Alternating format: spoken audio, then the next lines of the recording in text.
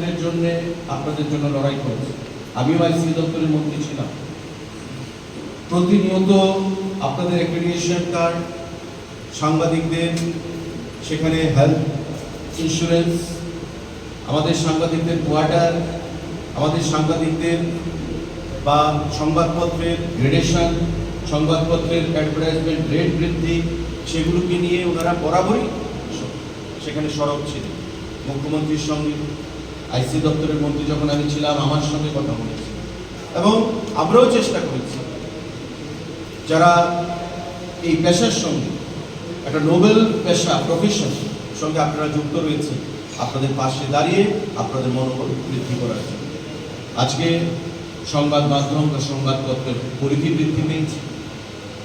আগে একটা সময় ছিল 30 বছর 40 বছর আগে আমরা যখন দেখতাম যে অনেক কষ্ট করে সংবাদপত্র প্রকাশিত হতো।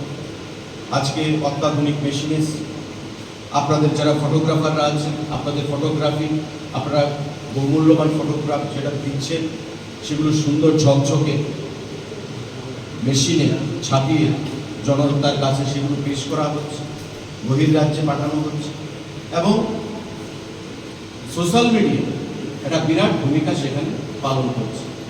তো তারপরেও আমি বলবো যে ফটো জার্নালিস্ট যারা রয়েছে তাদের ভূমিকা সেখানে অনস্বীকার্য এবং আগামী দিনে গণতন্ত্রকে চতুর্থ স্তম্ভকে শক্তিশালী করতে মানুষের যে অব্যক্ত ভাষা সেটাকে বাস্তবে সঠিকভাবে রূপ দিতে আপনাদের ভূমিকা সেটা আগামী দিনে এগিয়ে নিয়ে যেতে হবে, ঊর্ধ্বে তুলে ধরতে হবে।